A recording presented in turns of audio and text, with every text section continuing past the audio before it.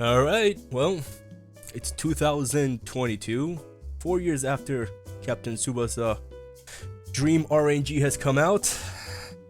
Let's see. Let's see what collab has changed, and let's see what kind of abominations are still in this game. Let's get to it.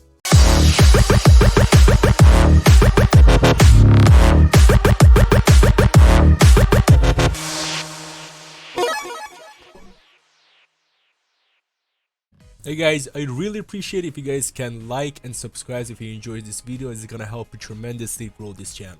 Thank you. Okay, so a few things have changed since this came out 4 years ago. So let's go over some of the good things that happened and some of the bad things that happened.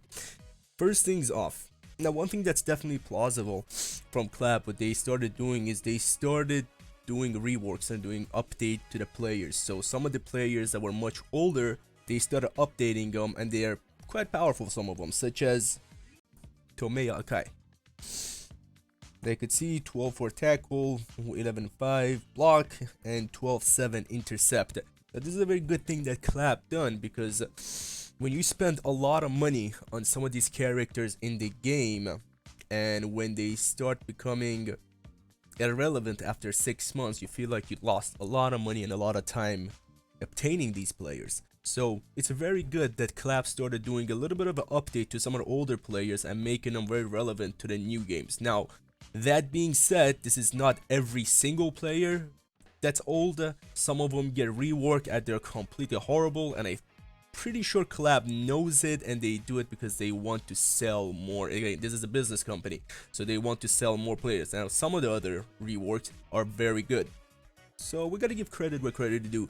Doing the updates and doing the reworks was definitely a big plus towards Clap, but I wish they would have tried to put time to make every player as good as their Dream Festivals and their DC Dream Collection reworks. Because a lot of people are paying a lot of money for even these regular banners, and for them to become irrelevant after 6 months is just like a big waste of money. So I hope Clap takes this advice and tries to rework almost as much as they can all the players. Now, that's good. Another thing that they changed that I really liked about Collab is that they started giving out these the fifth step guaranteed new player. That's very good, because as everybody knows, people have been complaining for the longest time about the gacha rates of this game, and dare I say, a lot of people are calling it predatory. Now, we're gonna go over that in a little bit on what people mean by calling this game a predatory game with the way they charge people. But in order to remedy that, Clap gave out this 5-step banner, which at the 5th step you get a 1 player guaranteed. If you could see it up here, 5th step, 1 player guarantee. So that definitely remedies some of the gacha rate problems that a lot of people have a huge problem with. That being said, they fixed it for the regular banner, but for the SDF and for the DC, which stands for Dream Collection and Super Dream Fest banners, they still haven't fixed it. Now, what that tells me personally is that Collab can easily fix that as well. They don't want to, because they're making a lot of money from whales, but it's extremely predatory. Now, Clap could have very easily made it a little bit harder to get, not impossible to get. Like right now it's almost impossible. They could have made, let's say, the SDF or the Dream Collection banner get a 1 SSR player new guarantee, let's say at the 8th step or the 10th step, for the love of God. 10 is a lot, but let's even say at the worst case scenario they should have done that. For them to have Dream Collection right now, I wish it was on right now so I could have showed you guys, and the Dream Collection is basically, there is no guarantee. You could pull 50 times 10 player pulls. There's a very good chance that you're not gonna even get 1 SDF player or DC player. So we're gonna go over that in a little bit, and we're gonna talk about why a lot of people are calling this game one of the biggest predatory games among mobile, PC, Xbox, PS4, any console or any game that's ever out there. They call this one of the biggest predatory ones. Well, we're gonna go over that in a little bit. Another thing that's good about the game, they started doing justice in the anniversaries. Now, what do I mean by that? They started giving a lot of better anniversary gifts, which is good. They started giving more dream balls to people only during certain amount of either holidays or anniversary. They don't give you a lot of dream balls throughout the day. So dream balls are still very hard to come by. Another thing that they did, there's a lot more black balls that they give out now, so you could very easily raise your character's special shot to level 99. Another problem I have with this game is that they keep limiting you in how to make your team. For example, this is called Captain Tsubasa Dream Team, meaning you could make your own fantasy dream team with all the best players that you have, and you could implement and put them in your game. But the problem is, but that's the furthest from the truth. What do I mean by that? When the game originally came out, they had these team skills that you had to first make sure they match before you could, you know, put whoever you want in your game. For example, you need to have 5, in this case, in my case, I need to have 5 or more toughness type players before I could put any other player in my game. If I don't do that, if I don't to go by the team skills, online you're gonna be a lot weaker than the other players, meaning you're never gonna win online. So you have to implement these team skills. Now, if that didn't limit you enough as it is, they doubled down on bonds. What's bonds? Each player now has a certain criteria that you have to fill before you get an additional percentage to your team. Now, anybody that plays this game, they know how much this is starting to limit you. After the bonds have come out, you could almost not put anybody you want in the same team. Why? Because you have to make sure that all the bonds they complement each other. For example, we have the bond of Wakashimazu over here. The bond of Wakashimazu over here is, let's see, together, you need 4 skill type players to get the bond bonus. So not only they're telling you you have to have 5 toughness up player 100% in your team, now you also have to go and try to match the bonds as well, which is limiting the players with who they want to put in their team, and the whole dream team aspect of this game that was supposed to be true, which is not anymore. We have countless players that are very, very good players that I want to use, and I just simply can't, and I have never ever used them because they just don't go with my team, and it pisses me off. It pisses a lot of players off because you spend money, you spend time, you get all these players after a long time spending and grinding and grinding. By the way, there's a lot of grinding in this game, a lot of grinding to unlock all these hidden skills, a lot of grinding, which is a little bit ridiculous for a mobile game to have so much grinding. But you go around through all these grindings, and at the end of the day, you can't even put the players that you want in your team. Why? Because first you have to make sure the team skill match, and then you have to make sure the bonds match, and then you have to make sure your character is even powerful enough if there is no new players that are even more powerful come out, which limits you in terms of how you could play the game or who you want to put in your team. And before you know it, let's say you come up with a team, I don't know, in 4 months, 5 months from now, that you could put that certain player that you like in it, but by that time, that player is already done with. It's already not powerful anymore. So you have to wait for so long to try to make these teams, and each time you have to make these teams that you want to make the bonds match, it takes hours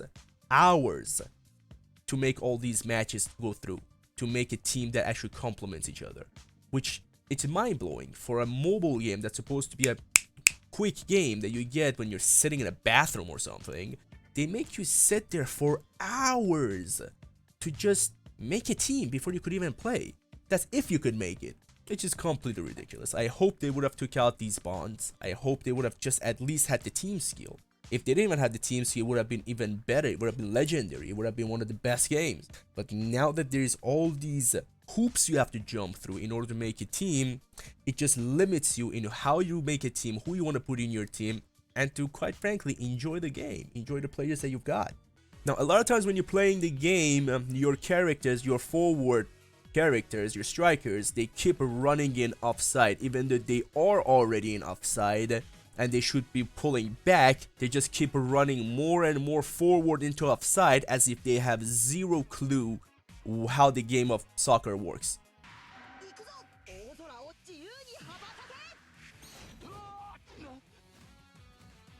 Dude, yo, get out of offside, get out of offside. What are you doing, man? Look how many people are in offside. And they're not even turning back, man. Oh, fuck, how am I gonna...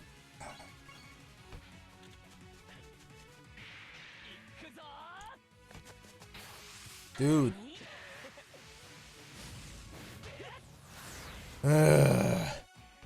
And they're still going in offside. And they're still going in, they're not even coming back. So Clap has been getting this complaint for a very long time now, but sadly it's 2022, but almost 4.5 years later, and we still have the same issue of people running in offside and not turning back. Or you select an area that your character is going to pass the ball way further than when you set the ball to be passed, and either is going to get intercepted by the opponent, or the goalkeeper just comes in and gets it because the pass is not going anywhere near where you just decided to pass the ball. And this can get very frustrating because every player has about 2 or 3 moves before it's the other player's turn, right? It's not more than 2-3 moves. On average, you have about 3 moves before you make a shot and it's the next player's turn. Now, if during these 2-3 moves, you're having either you start getting caught off by stupid offsides that your character keeps running forward, or you pass the ball and then the pass goes completely to way further than where you selected, you're just gonna keep losing your chances of making a goal and staying in the game. Now, another biggest problem that we have recently with this game is obviously the RNG. RNG stands for Random Number Generator. What that means is that, alright guys, I had to re-record this to let you guys know exactly what RNG is for people who don't know. I explained it, but it wasn't too clear. I'm gonna try to make it a little bit more simple for everyone to understand. RNG, to make it simple and easy to understand, means that your game is just gonna simply malfunction at some point in order to give the game some kind of surprise slash unpredictability to the game, to make it more exciting, more fun. But when you have a game like this that's all strategy and similar to rock paper scissors, by definition, if you're gonna just malfunction during one of the terms, then the game is not playable because it's a strategy game. For example, let's say you're playing rock paper scissors, right? And then one of the times, out of nowhere, paper starts beating scissor, or scissor starts beating rock, which is completely against how the game works. But then it happens, imagine it happens because it wants to be surprising and unpredictable. What would you do with that game at that point? You would take the guy who just told you that paper beats scissor and you would shoot him out the window ASAP and never look back, right? This is what happens in this game. So whenever, let's say, you press dribble and your opponent is supposed to choose tackle in order for him to win and get the ball, and he doesn't, he chooses intercept, which is a wrong command and he's supposed to lose, and yet he gets the ball and it's his turn, and you completely lost your turn, you lost your chance, and it's already his turn.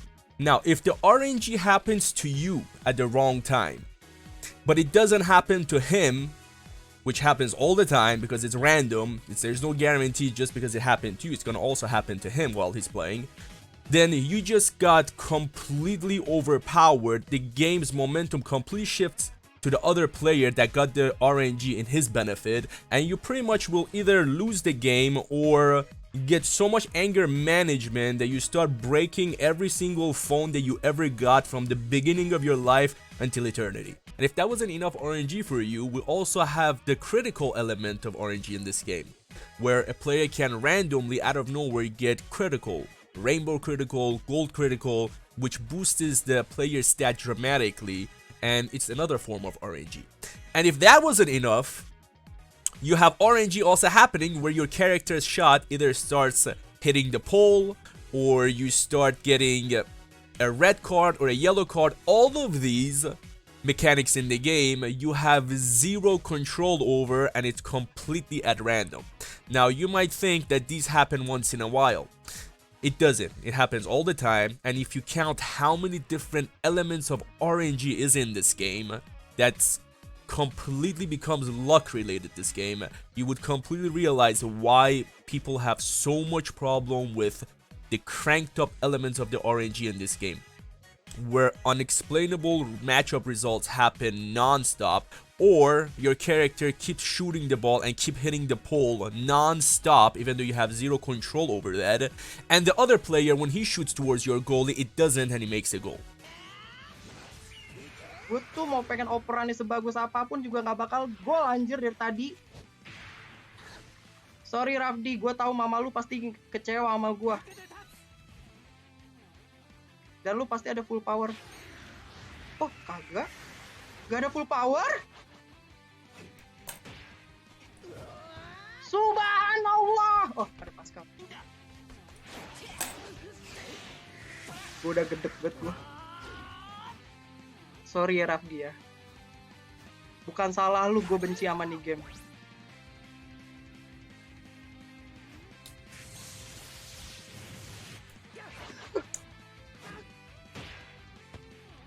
Anjir!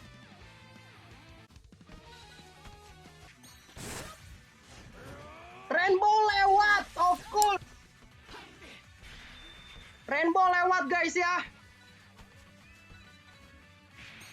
Rainbow lewat guys.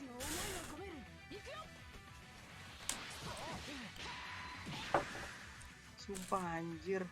Gue udah capek sih sama nih game.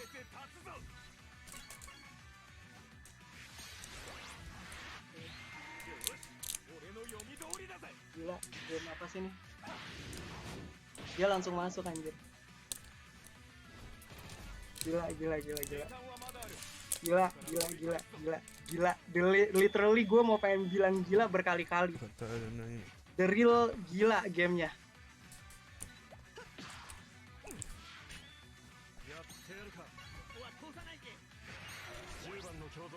Gila, game gila. Gue nggak mau tahu, gue juga kesel anjing. Game gila, game tolol, game bego, game sinting, game anjir.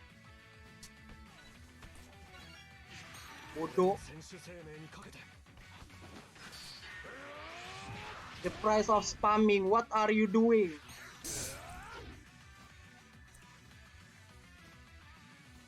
Can you see the RNG? Keturunan Rizwanda Bang Jeff. Ini sampai tiang lagi udah. Sampai tiang lagi udah. Gue gak mau main lagi game-nya. Beneran tiang kok.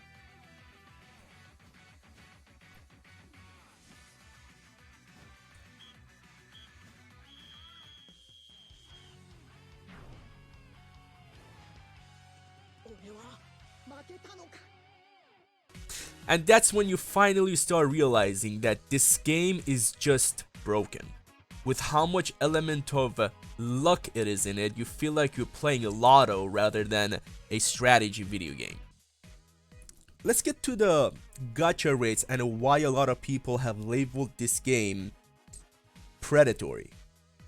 So in order for you guys to understand how expensive and mind-blowing the in-game prices of this game are, we have to go through everything one at a time. Okay, so here we go. One single draw is 99 cents. If anybody has ever played this game, they know 100% how insignificant and how expensive it is to pay $1 full for a single draw. The best way I could explain this to you is somebody telling you, I'll give you a penny for the $1 that you give me. That's how useful one single draw is in this game. Because the gacha rates are so bad, so horrible, that with a single draw you are not gonna get anything. Recently, we had the SDF, the Super Dreamfest banner, right? I did 13 10-player pools. I did that on this stream with people. 13 10-player pools, and I got 0 of the SDF player, which I was aiming for Hyuga. Now let's see 13 10-player pools, how much is that gonna cost? If each pool is 99 cents, let's say $1 to make it easy. 10 pools is $10, and 130, which is 13 10-player pools, becomes $130 for one single character, which you did not end up getting it. You did not end up getting it at all. $130 to not even get a single player from the banner that you were aiming for. Show me any other game out there that for $130 they will give you 0. And Collab's response was, you're not getting 0, you're getting other players. You might not be getting the SDF player that you're looking for, but you're gonna get other players. Let's see what player I got. This is the player that I pulled after 13 10-player pools, which equals to $130. And this is the character they gave me. If anybody plays this game, they understand this character, you will not win a single game with him online. Not a single game you could win with this character. So for Clap to be answering, this is what you got something out of it, so it's not predatory, you got something out of it. It's like me going to a steakhouse, I order a steak, and instead of them giving me a steak, they bring me a picture of a steak. And when you complain, they're like, hey, this is not predatory, you still got a steak, be it is a picture of a steak, but you still got something out of it. What would you sell to these guys? Did I pay you $130 for a piece of steak? Or did I pay you $130 for a picture of a steak that I cannot do anything with? Now again, Clap could have very easily remedied this by putting either 8th or 10th, 7th, doesn't matter, 7th or 8th level to get a guaranteed SDF or a DC player, but no, they have not done it. Meaning, easily they could have remedied this, but they didn't. Which is the biggest thievery among every game that I've ever played. And everybody says this, I'm not the only one. If you see their Google reviews, you could see how many people have complained about spending countless money in this game.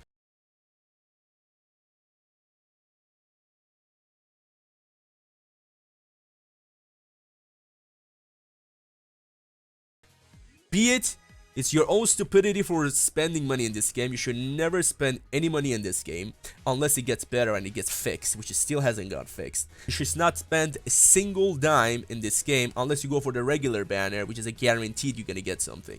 Now that being said, it brings me to the second point of the Super Dreamfest characters or Dream Collection characters, DC characters, and the regular banners. We have, let's say, the Wakashimazu SDF banner. The stats of this goalkeeper is high, is very high, right? And all the more so it should be, because people are paying God knows how much money to get these SDF characters, which brings out the point, this game is a pay to win. If you pay, you get the characters, you win. You don't pay, you don't win.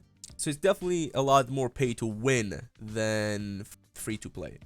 So you spend, let's say, I don't know, $300, $200, because obviously $130 was not enough. So let's say you spent $200-300 and you got this character, right? You got Wakashimazu SDF. What's the point of that if I spent so much money and so much time to get the SDF characters, if you guys are gonna give out a goalkeeper in a regular banner that's even more powerful than the SDF character that just came out a little while ago, which is this character right here.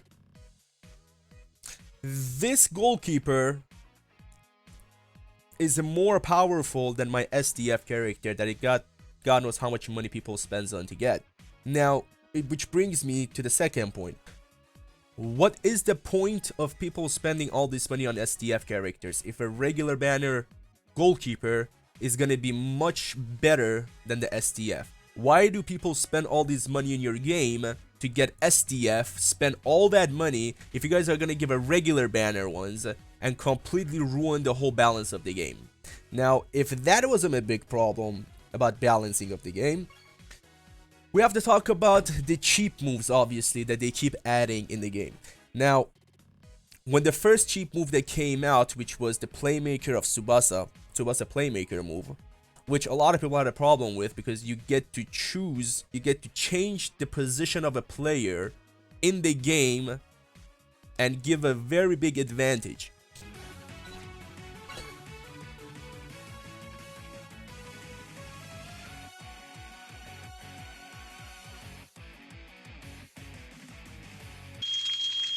This is fine. I'm okay with the events that are unfolding currently. That's okay. Things are gonna be okay. So people started calling this move extremely cheap, which it was. Now, Clab, he was like, cheap move? You guys think this is cheap move? Let me show you what's cheap move. Hold my crack pipe. And he went on to make Matsuyama, which you could shoot from one end of the field to the other and make a goal as if it's completely normal, and this game is still not broken. Shoot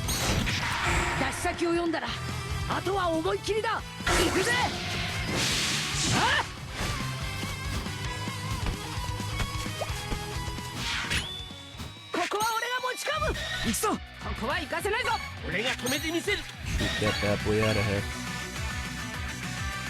See, like right now, if it was somebody else, it would have just been a means of shooting the ball away. But because it's Matsuyama, there's a good chance this guy can get scored on right now. They're gonna make it soon. Other side of the field.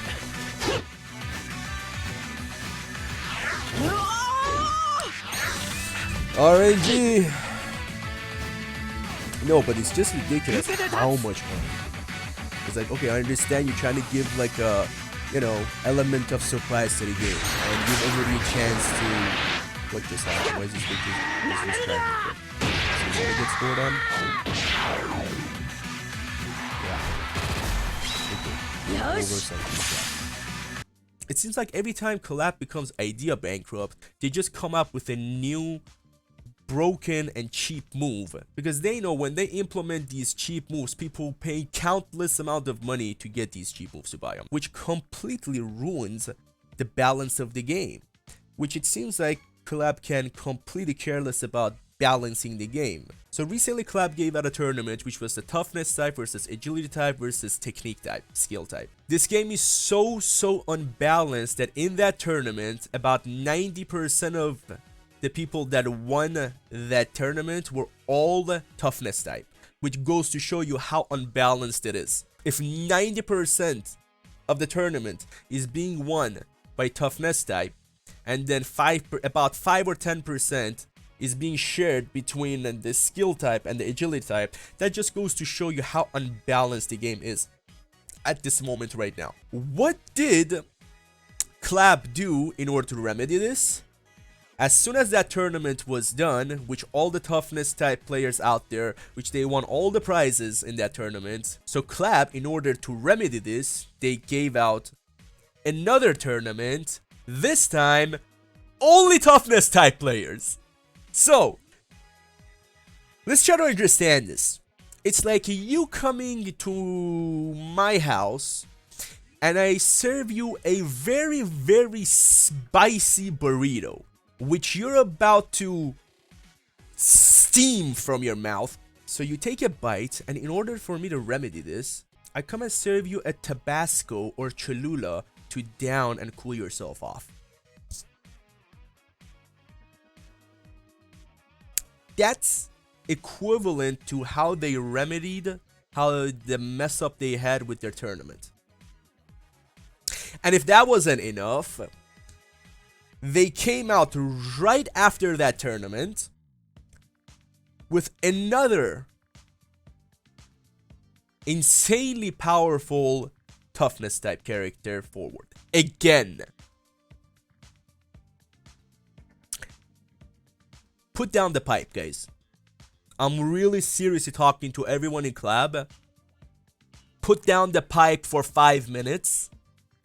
Think about what you guys are doing to balance this game and how it's affecting every player out there that's actually putting time and money to support your game.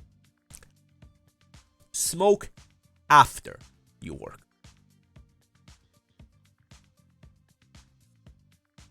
Like, who's approving these? Like, I really want to know, is there anybody in collab that actually goes through the ideas and gives a stamp of approval before they see how it's about to ruin the game?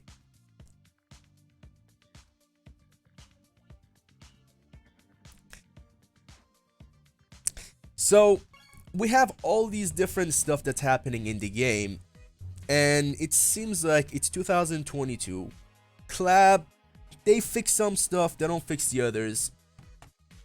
If you play the game in auto mode, for example, your characters can be one-on-one with the goalkeeper and he will pass backwards all the way to your defense. Let me show you this one more time.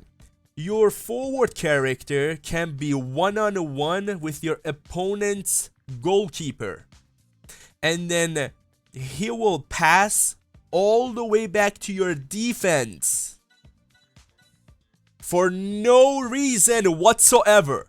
That's how broken it is. For no reason whatsoever, pass it back to defense. And collab is focusing more and more and more and more on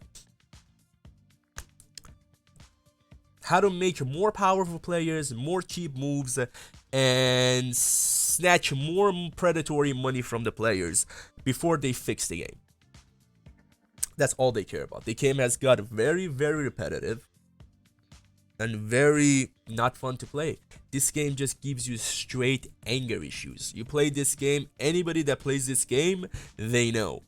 The anger issues that you get from this game is 100%, there's nothing you could do about it. Either it's from the RNG, either it's from the mistakes, the predatory prices that they charge, the gacha rates. And if the gacha rates weren't bad enough, you non-stop keep getting duplicates, you non-stop keep getting players that are completely not relevant. You spend $20 right now, you get a AAA title. Let's say you buy a brand new game that just came out at $50 or $60, right? $50 or $60, you just got yourself a AAA title that has many replay value, doesn't give you anger issues, doesn't charge you predatory prices. You get a full AAA title game for $50 or $60 right out the door when it comes out. And in this game, you pay $130 and you don't even get one player from the banner that you were trying to get. Let's leave it to the side that you have 11 players in the game, plus people that you have in reserve. So how much money do you need to spend in this game for collab to feel like, hey, you're actually spending a lot of money, they should give you something? Alright guys, we'll see. It's 2022 right now. We're gonna do another review. We're gonna stream more this game. And we're gonna do another review next year to see what has changed. We'll see if collab has at all listened to any of the complaints of the players, or they're just continuing their way without at all giving 2 cents about what the players are saying and what the complaints are. Let's just say we're not gonna hold our breath for that. Alright guys, I'll see you guys in the next stream. Thank you so much for stopping by. Please like and subscribe. It's gonna help grow this channel. And thank you so much again for stopping by. Peace in the Middle East.